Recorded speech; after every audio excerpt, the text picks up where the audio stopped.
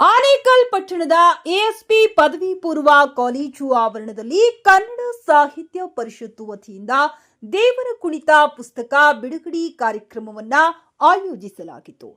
ಚಿಲಿಪಿಲಿ ಸಂತೋಷ್ ರವರ ಕವನ ಸಂಕಲನದ ದೇವರ ಕುಣಿತ ಪುಸ್ತಕ ಲೋಕಾರ್ಪಣೆ ಕಾರ್ಯಕ್ರಮವನ್ನು ಗಣ್ಯರು ದೀಪ ಬೆಳಗಿ ಕನ್ನಡಾಂಬೆ ಭಾವಚಿತ್ರಕ್ಕೆ ಪುಷ್ಪ ನಮನ ಸಲ್ಲಿಸುವ ಮೂಲಕ ದೇವರ ಕುಣಿತ ಪುಸ್ತಕವನ್ನು ಲೋಕಾರ್ಪಣೆಗೊಳಿಸಲಾಯಿತು. ಇನ್ನು ಕಾರ್ಯಕ್ರಮದ ಅಧ್ಯಕ್ಷತೆಯನ್ನು ಕನ್ನಡ ಸಾಹಿತ್ಯ ಪರಿಷತ್ತಿನ ಆನೇಕಲ್ ವಿಧಾನಸಭಾ ಕ್ಷೇತ್ರದ ಅಧ್ಯಕ್ಷರಾದ ಆಧೂರು ಪ್ರಕಾಶ್ ವಹಿಸಿದ್ದರು. ಕಾರ್ಯಕ್ರಮದಲ್ಲಿ ಪುಸ್ತಕ ಲೋಕಾರ್ಪಣೆ ಮಾಡಿ ಮಾತನಾಡಿದ ಶೈಕ್ಷಣಿಕ ಸಂಪನ್ಮೂಲ ವ್ಯಕ್ತಿ ಜಿ ಮುನಿರಾಜುರವರು ಕಾರ್ಯಕ್ರಮದಲ್ಲಿ ಭಾಗವಹಿಸಿದ ಸಾಹಿತಿ ಕವಿಗಳಾದ ಭಾರ್ಗವಿ ಶೆಟ್ಟಿ, ದಿವ್ಯಾ, ಆನಂದ್, ವೇದಾವತಿ, ಬಿ ರಾವ್ ಅವರನ್ನ ಸನ್ಮಾನಿಸಿ ಅಭಿನಂದಿಸಲಾಯಿತು. ಕಾರ್ಯಕ್ರಮದಲ್ಲಿ ಭಾಗವಹಿಸಿದ ಗಣ್ಯರು ಪುಸ್ತಕ ಲೋಕಾರ್ಪಣೆ ಕುರಿತು ಮಾತನಾಡಿದರು.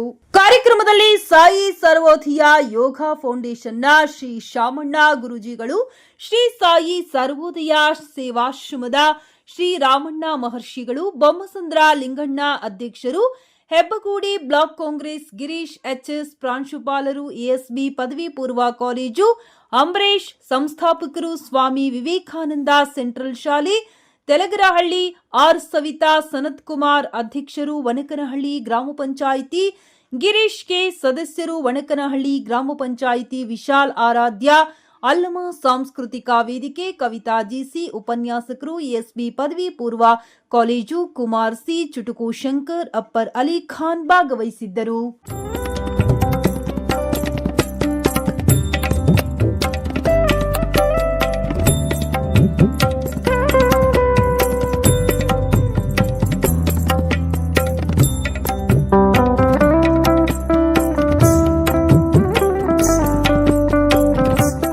ಏಕದಂತಾಯ ವಕ್ರತುಂಡಾಯ ಗೌರೀತನಯಾಯ ಧೀಮಹಿ. ಈ ಕವಿತ್ವದ ಶಕ್ತಿಯಿಂದ ಸಮಾಜಕ್ಕೆ ಯುಕ್ತವಾದಂಥ ಸಾಹಿತ್ಯವನ್ನು ನಾವು ಕೊಡಬೇಕಾಗಿದೆ.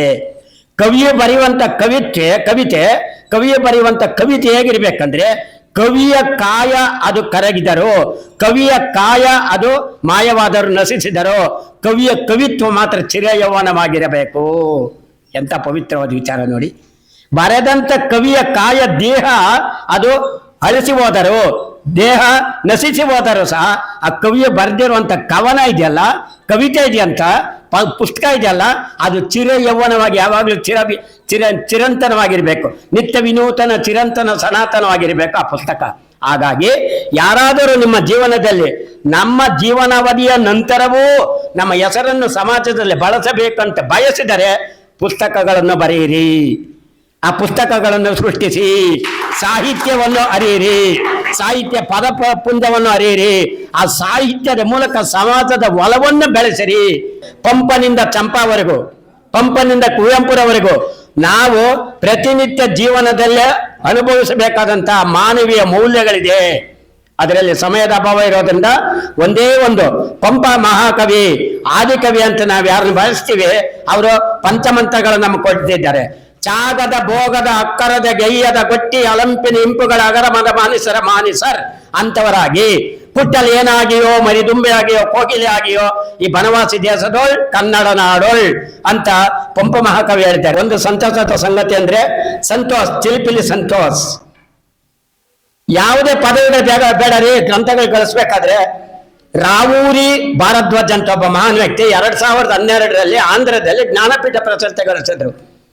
ಆತನಿಗೆ ಔಪಚಾರಿಕವಾಗಿ ಶಿಕ್ಷಣ ಎಷ್ಟು ಮಾಡಿದ್ರೆ ಗೊತ್ತಾ? ಪದವಿಗಳು ಮಾಡಲಿಲ್ಲ. ಆತನು 8ನೇ ತರಗತಿಯನ್ನು ಮಾತ್ರ ಔಪಚಾರಿಕ ವಿದ್ಯಾಭ್ಯಾಸ ಗಳಿಸಿದ್ದು. 8ನೇ ತರಗತಿಯ ಔಪಚಾರಿಕ ವಿದ್ಯಾಭ್ಯಾಸವನ್ನು ಗಳಿಸಿದಂತ ಮಹಾನ್ಸಲ ವ್ಯಕ್ತಿ ಬರೆದಂತ ಗ್ರಂಥಗಳು ಯೂನಿವರ್ಸಿಟಿಯ ಪ್ರೊಫೆಸರ್ಗಳು ಅರ್ಥ ಮಾಡಿಕೊಳ್ಳಲಿಕ್ಕೆ ಸಾಧ್ಯ ಇಲ್ಲ ಇವತ್ತು. ಅದಕ್ಕೋಸ್ಕರ ಆತನಿಗೆ ಜ್ಞಾನಪೀಠ ಪ್ರಶಸ್ತಿ ಬಂದಿದೆ. ಅದಕ್ಕೋಸ್ಕರ ತಾವೆಲ್ಲ ಏನ್ ಮಾಡಬೇಕು? ಸಾಹಿತ್ಯವನ್ನು ಅರಿತು ವರ್ತಿಸುವ, ಪದ ಪ್ರಾಬಲ್ಯವನ್ನು ಗಳಿಸುವ, ಪದಗಳನ್ನು ಪ್ರತಿನಿತ್ಯ ಅರಿಯುವ, ದಿನಕ್ಕೆ 5 ಪದಗಳನ್ನು ಬಹಳ ಹಿಂದೆ ಇಲ್ಲದಂತ 5 ವಿಶಿಷ್ಟ ಪದಗಳನ್ನು ಕಲಿಯುವ, ಅದನ್ನು ಅರ್ಥೈಸಿಕೊಳ್ಳುವ, ಅವುಗಳನ್ನು ವಿಚಾರವಂತಿಕೆಯಲ್ಲಿ ಬಳಸುವ ಯುಕ್ತಿ ನೀವು ಬೆಳೆಸ್ಕೊಂತೀರ ಅಂತ ಹೇಳ್ತಾ ತಮ್ಮೆಲ್ಲರ ಅನುಗ್ರಹ ಇರಲಿ.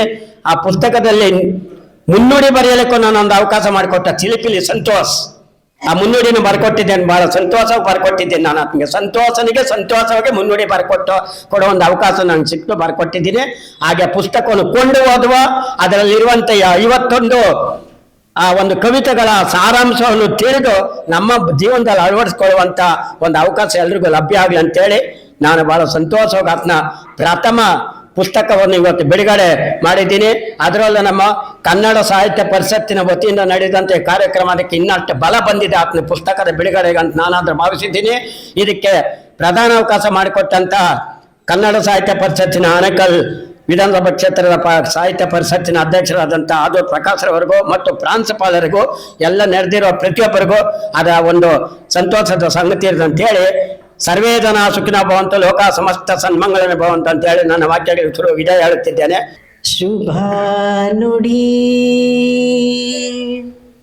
ಶುಭ ನುಡಿ ಶುಭ ನುಡಿ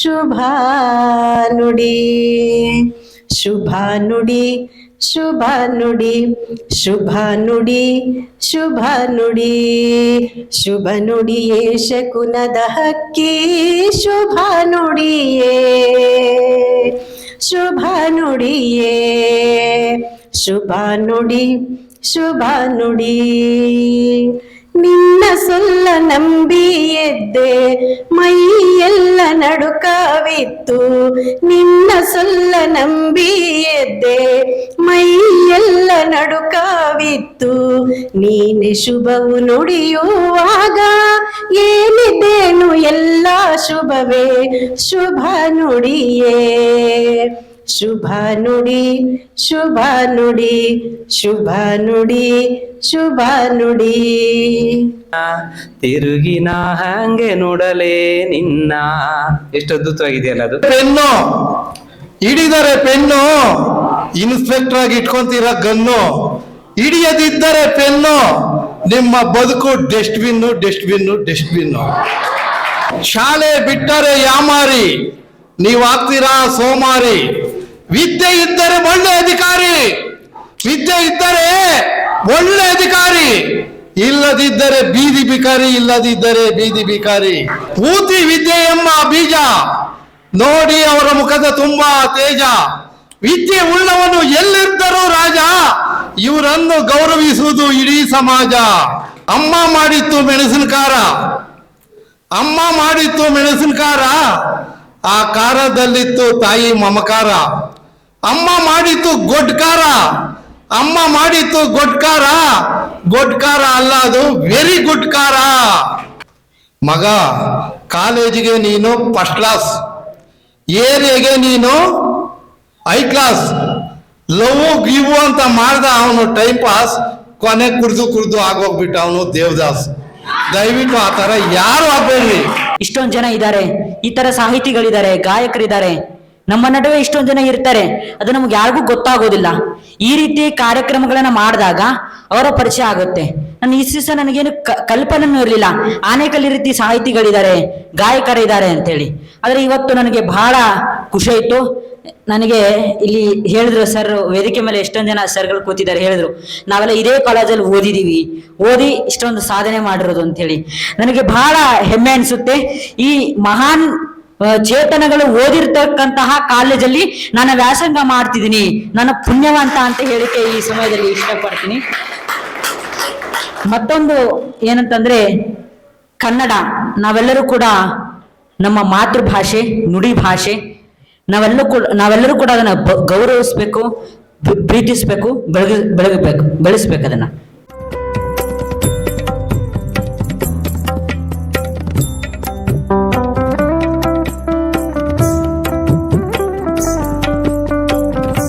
ನಮ್ಮ ತಾಲೂಕಿನ ಹುಡುಗ ಚಿಲಿಪಿಲಿ ಸಂತೋಷ್ ಅವರು ಇವತ್ತು ದೇವರ ಕುಣಿತ ಎಂಬ ಶೀರ್ಷಿಕೆ ಅಡಿ ಒಂದು ಕವನ ಸಂಕಲನವನ್ನು ರಚನೆ ಮಾಡಿ ಇವತ್ತು ಆ ಪುಸ್ತಕವನ್ನು ಲೋಕಾರ್ಪಣೆ ಮಾಡಿದ್ದಾರೆ.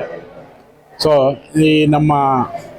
ಈ ಭಾಗದಲ್ಲಿ, ನಮ್ಮ ತಾಲೂಕಿನ ಭಾಗದಲ್ಲಿ ಈ ರೀತಿಯಾಗಿ ಈ ಕನ್ನಡ ಸಾಹಿತ್ಯ ಅಭಿಮಾನವನ್ನು ಬೆಳೆಸ್ಕೊಂಡು ಇತ್ತೀಚೆಗೆ ಸಾಕಷ್ಟು ಆಸಕ್ತರು ಮುಂದೆ ಬರ್ತಿದ್ದಾರೆ. ನಿಜಕ್ಕೂ ಸಂತೋಷ. ಯಾಕೆಂದರೆ ನಮ್ಮ ಕನ್ನಡ ಸಾಹಿತ್ಯ ಪರಿಷತ್ನ ಅಧ್ಯಕ್ಷರಾದಂಥ ಆದೂರು ಪ್ರಕಾಶ್ ಅವರು ಸಹ ಒಬ್ಬ ಕವಿಗಳು, ಸಂಕಲನಕಾರರವರು. ಸೊ ಅವ್ರ ಜೊತೆ ಈ ರೀತಿ ಒಬ್ಬ ಯುವ ಪ್ರತಿಭೆ ಬರ್ತಾ ಇದೆ. ಸಾಕಷ್ಟು ಈ ಥರದ ಪ್ರತಿಭೆಗಳು ಈ ಕನ್ನಡ ಸಾಹಿತ್ಯಾಭಿಮಾನವನ್ನು ಬೆಳೆಸ್ಕೊಳ್ಳಿ.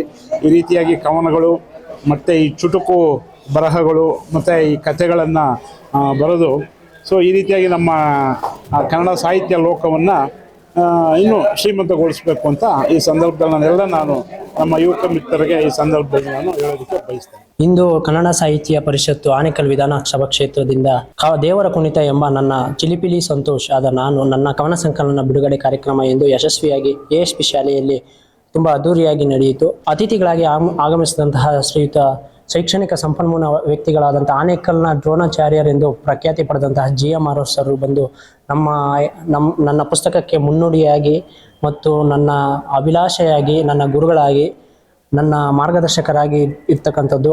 ಅವರ ಬಗ್ಗೆ ಹೇಳಬೇಕಂತಂದರೆ ಒಂದಿನೂ ಸಾಲಲ್ಲ.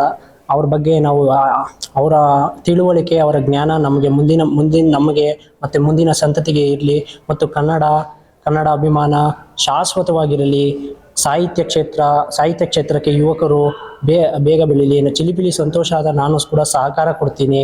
ಯಾವುದೇ ರೀತಿಯ ವಿದ್ಯಾರ್ಥಿಗಳಾಗಿರ್ಬೋದು, ಯುವಕರಾಗಿರ್ಬೋದು, ಸಾಹಿತ್ಯ ಕ್ಷೇತ್ರಕ್ಕೆ ನೀವು ಮುಖ ಮಾಡ್ತೀರಾ ಅಂತಂದರೆ ದಯವಿಟ್ಟು ನನ್ನನ್ನು ಸಂಪರ್ಕಿಸಿ. ಅದೇ ರೀತಿ ನಮ್ಮ ಅಧ್ಯಕ್ಷರು, ತಾಲೂಕಿನ ಅಧ್ಯಕ್ಷರಾದಂಥ ಆದೂರು ಪ್ರಕಾಶ್ ಸರ್ ಕೂಡ ತುಂಬ ಧನ್ಯವಾದಗಳನ್ನು ತಿಳಿಸ್ತೀನಿ. ಅವರು ನಮಗೆ ಈ ಪ್ರೋಗ್ರಾಮ್ಗೆ ತುಂಬ ಸಹಾಯವನ್ನು ಮಾಡಿದ್ದಾರೆ. ಅದೇ ರೀತಿ ಬಂದಂತಹ ಕವಿ ಮಿತ್ರರಾಗಿರ್ಬೋದು, ನನ್ನ ಗುರುಗಳಾದಂತಹ ಕುಮಾರ್ ಸಿ ಅವ್ರನ್ನ ನೆನೆಸ್ಕೊಳಕ್ಕೆ ಇಷ್ಟಪಡ್ತೀನಿ. ಅವರಿಂದನೇ ಇವತ್ತು ಸಂತೋಷ ಏನೇ ಆಗಿರ್ಬೋದು. ಅದೇ ರೀತಿ ನನಗೆ ಕನ್ನಡ ನೆಲದಲ್ಲಿ ಜನ್ಮ ನೀಡ್ತಕ್ಕಂಥ ನನ್ನ ತಂದೆ ತಾಯಿಗಳಿಗೆ ನಿಜಕ್ಕೂ ಕೂಡ ನಾನು ಎಂದಿಗೂ ಕೂಡ ಅವರ ಋಣವನ್ನು ತೀರಿಸ್ಲಿಕ್ಕಾಗಲ್ಲ. ತಾಯಿ ಭುವನೇಶ್ವರಿ ಇಲ್ಲೇ ಇದ್ದಾರೆ. ಈ ಪುಸ್ತಕ ಲೋಕಾರ್ಪಣೆ ಮಾಡೋದಕ್ಕೆ ನಾನು ಪ್ರಥಮವಾಗಿ ಉತ್ತರ ಕನ್ನಡ ಜಿಲ್ಲೆಯಲ್ಲಿ ಇರ್ತಕ್ಕಂಥ ಭುವನಗಿರಿಗೆ ಹೋಗಿ ಅರ್ಚನೆಯನ್ನು ಮಾಡಿಸ್ಕೊಂಡು, ಅದೇ ರೀತಿ ನಮ್ಮ ಮನೆ ದೇವರಿಗೆ ಅರ್ಚನೆ ಮಾಡಿಸ್ಕೊಂಡು, ಇಂದು ನನ್ನ ಹುಟ್ಟುಹಬ್ಬ ಇದು ಅಜರಾಮರವಾಗಿ ಉಳಿಲಿ ಅಂತೇಳಿ ಇಂದು ನನ್ನ ಪುಸ್ತಕವನ್ನು ಲೋಕಾರ್ಪಣೆ ಮಾಡಿದೆ. ಎಲ್ಲ ಬಂದಿರ್ತಕ್ಕಂಥ ಅತಿಥಿಗಳು ಹಾಗೂ ಮಾಧ್ಯಮ ಮಿತ್ರರಿಗೂ ಕೂಡ ನಾನು ತುಂಬು ಹೃದಯದ ಧನ್ಯವಾದಗಳನ್ನು ತಿಳಿಸ್ತೀನಿ. ಧನ್ಯವಾದ. ದೇವರ ಕುಣಿತ ನಾವು ಆನೇಕಲ್ ಭಾಗಗಳಲ್ಲಿ ನೋಡ್ಬೋದು. ದೇವರ ಕುಣಿತ ಇದೆ. ದೇವರ ಕುಣಿತಾ ಇರ್ತಾರೆ, ಎಲ್ಲರೂ ಕುಣಿತಾ ಇರ್ತಾರೆ. ಈಗ ಮಂಡ್ಯ, ಮೈಸೂರು, ತುಮಕೂರು ಈ ಭಾಗಗಳಲ್ಲೂ ಕೂಡ ದೇವರನ್ನು ಎತ್ತಿಕೊಂಡು ಕುಣಿತಾ ಇರ್ತಾರೆ. ನಾನು ಕುರುಬ ಸಮುದಾಯದ ಹುಡುಗನಾಗಿರೋದ್ರಿಂದ ನಮ್ಮ ಮನೆತನದಲ್ಲಿ ನಮ್ಮ ಮನೆಯ ದೇವರುಗಳಿಗೆ ಗದ್ದುಕಿ ಪೂಜೆ, ಹೊಳೆ ಪೂಜೆ, ಕಾಯಿ ಪವಾಡ, ತೆಂಗಿನಕಾಯಿ ಪವಾಡ ಈ ರೀತಿ ಆಚಾರ ವಿಚಾರಗಳು ನಡ್ಕೊಂಡು ಬರ್ತಿದೆ. ನಮ್ಮ ಸಾಂಪ್ರದಾಯಿಕವಾಗಿ ನಾನು ಏನು ಕಂಡಿದ್ದೀನಿ, ಈಗ ನಮ್ಮ ಕಾಯಿ ಪವಾಡ ಅಂತ ಹೇಳ್ತಾರೆ. ತಲೆಯ ಮೇಲೆ ತೆಂಗಿನಕಾಯಿಯನ್ನು ಹೊಡಿತಾರೆ. ನಮ್ಮ ಕುರುಬ ಸಮುದಾಯದ ದೀಕ್ಷೆ ತಗೊಳ್ಳುವಂತಹ ವೀರಗಾರರಿಗೆ ತಲೆಯ ಮೇಲೆ ತೆಂಗಿನಕಾಯಿಯನ್ನು ಹೊಡಿತಾರೆ. ಅದೇ ರೀತಿ ಹೊಳೆ ಪೂಜೆ ಮುಗಿಸ್ಕೊಂಡು ದೇವರನ್ನು ಎತ್ತುಕೊಂಡು ತಮ್ಮ ಮನಸ್ಸು ಬಿಚ್ಚಿ ಕುಣಿತಾ ಇರ್ತದೆ. ಆ ದೃಶ್ಯವನ್ನು ನೋಡಿ ನಾನು ಕೂಡ ಆನಂದಿಸಿ ಅದನ್ನು ಅನುಭವಿಸಿ ಬರೆದಿರ್ತಕ್ಕಂತಹ ಕೃತಿ ಇದು, ಕವನ ಸಂಕಲನ ಇದು. ಅದೇ ರೀತಿ ನನ್ನ ಜೀವನದ ಅನುಭವಗಳನ್ನು ಈ ಕವನ ಸಂಕಲನದಲ್ಲಿ ಬಹಳ ಪ್ರಮುಖವಾಗಿ ಕವನಗಳ ಮೂಲಕ ನಾನು ಜನರಿಗೆ ತೋರ್ಪಡಿಸಿದ್ದೀನಿ. ನನ್ನ ಕೃತಿ, ನನ್ನ ಕವನ ಸಂಕಲನ ದೇವರ ಕುಣಿತ ರಾಜ್ಯಾದ್ಯಂತ ಪ್ರಚಾರವಾಗಲಿ. ನನಗೆ ಸಾಹಿತ್ಯೋಪಾಸಕರು ಎಲ್ಲ ನನಗೆ ಆಶೀರ್ವಾದ ಮಾಡಲಿ. ಕವಿಗಳು, ಲೇಖಕರು, ಕಾದಂಬರಿಕಾರರು, ಪುಸ್ತಕ ಓದುಗರು ದಯವಿಟ್ಟು ಈ ಪುಸ್ತಕವನ್ನು ತೆಗೆದುಕೊಳ್ಳಿ. ಅಲ್ಲಮ ಪ್ರಕಾಶನ ಸಂಸ್ಥೆ, ಅಲ್ಲಮ ಪಬ್ಲಿಕೇಶನ್ಸ್ ಇದರಲ್ಲಿ ಸಿಗುತ್ತೆ. 150 ರೂಪಾಯಿ ಬೆಲೆ ಇದೆ. ಈ ಕಾಲಮಾನದಲ್ಲಿ ಪುಸ್ತಕಗಳನ್ನು ಕಡಿಮೆ ಬೆಲೆಯಲ್ಲೇ ನಾವು ಕೊಡ್ತಿದ್ದೀವಿ. ಅದಕ್ಕೆ ಆಗಿರ್ತಕ್ಕಂಥ ಖರ್ಚು ವೆಚ್ಚಗಳನ್ನು ಕೂಡ ನಾವು ಹಿಂದಕ್ಕಿಕ್ಕಿ 150 ರೂಪಾಯಿ ಬೆಲೆಯಲ್ಲಿ ನಾವು ಮಾರಾಟ ಮಾಡಲಿಕ್ಕೆ ತಯಾರಿದ್ದೇವೆ. ಭುವನೇಶ್ವರಿ, ಜೈ ಕನ್ನಡಾಂಬೆ, ಜೈ ಭಾರತಾಂಬೆ. ಇವತ್ತು ನಿಜವಾಗ್ಲೂ ಗಣ್ಯರಿಂದ ಸಂತೋಷನ ಬಗ್ಗೆ ವಿಚಾರ ಕೇಳಿದಾಗ ಬಹಳ ಸಂತೋಷ ಆಯಿತು. ಒಂದು ಒಳ್ಳೆ ಬುಕ್ ಅವನು ಬಿಡುಗಡೆ ಮಾಡಿದ್ದಾನೆ. ತುಂಬ ಚೆನ್ನಾಗಿದೆ ಕವನಗಳು. ನಂಗಿದು ಕವನಗಳನ್ನೆಲ್ಲ ಅವನು ಕೊಟ್ಟ ತಕ್ಷಣನೇ ನಾನು ಪುಟ ತೆಗೆದು ನೋಡಿದೆ. ತುಂಬ ಆಸಕ್ತಿ ಆಯಿತು. ಇಷ್ಟು ಚಿಕ್ಕ ಪ್ರಾಯದಲ್ಲಿ ಇವನು ಇಂಥ ಒಂದು ಸಾಧನೆ ಮಾಡಿದ್ದಾನೆ ಅಂದರೆ ಮುಂದೆ ಇನ್ನೆಷ್ಟು ದೊಡ್ಡ ಸಾಧನೆ ಮಾಡಬಲ್ಲ ಇವನು ಅಂತ ನಾನು ಹೆಮ್ಮೆ ಪಟ್ಟೆ. ನಾನು ಯಾವಾಗಲೂ ಅವನಿಗೆ ದೊಡ್ಡ ಮಗ ಅಂತ ಕರಿತೀನಿ. ಯಾಕೆಂದರೆ ನನ್ನ ದೊಡ್ಡ ಮಗ ತೀರ್ಕೊಂಡಿದ್ದ. ಅವನಂತೆಯೇ ಇವನು ನೋಡಕ್ಕೆ ಸಿಕ್ಕಿದ್ದ. ನಾನು ಕೆಲವು ಸಮಯದ ಹಿಂದೆ ಅವನು ನನಗೆ ಸಿಕ್ಕಿದಾಗ ಕಣ್ಣಲ್ಲಿ ನೀರು ಬಂದು ಅವನು ನೋಡಿ ಅಳ್ತಾ ಇದ್ದೆ. ನಾನು ಆಮೇಲೆ ಅಂದೆ, ಇವತ್ತು ನಿನ್ನ ನೋಡಿ ಸಂತೋಷ, ನನ್ನ ಕುಲದೀಪ ನೋಡಿದ್ರೆ ಸಂತೋಷ ಆಯ್ತು ಕಣ. ನಿನ್ನಲ್ಲಿ ಒಂದು ಅಪ್ಪಟ ಪ್ರತಿಭೆ ಇದೆ, ನನ್ನ ಮಗನು ಹಾಗೆ ಇದ್ದ, ನೀನು ಅದೇ ರೀತಿ ಇದ್ದಿ, ಬಹಳ ಸಂತೋಷ ಆಯ್ತು ಕಣ ಅಂದೆ. ಆದ್ರೆ ಇವತ್ತು ಅವನನ್ನು ಮತ್ತೆ ನೋಡಿದಾಗ ಅವನು ಬರೆದ ಕವನಗಳು, ಒಂದೊಂದು ಅಕ್ಷರಗಳು ಸಹ, ಒಂದೊಂದು ಪದ್ಯಗಳು ಸಹ ನನ್ನ ಮನಸ್ಸನ್ನು ತುಂಬಿದವು. ಬಹಳ ಸಂತೋಷವಾಯಿತು. ಗಣ್ಯಾತಿ ಗಣ್ಯರನ್ನು ಕರೆಸಿ ಅವನು ಮಾಡಿದಂತೆ ಈ ಅದ್ಭುತ ಕಾರ್ಯಕ್ರಮ ಎಲ್ಲರ ಮನ ಮೆಚ್ಚುವಂತಿತ್ತು, ಗೆಲ್ಲುವಂತಿತ್ತು. ಭಗವಂತ ಅವನಿಗೆ ಸದಾ ಆಯುಷ್ಯ ಆರೋಗ್ಯ ಕೊಟ್ಟು ಈ ಕನ್ನಡಾಂಬೆ ಅವನಿಗೆ ಒಳ್ಳೇದು ಮಾಡಲಿ.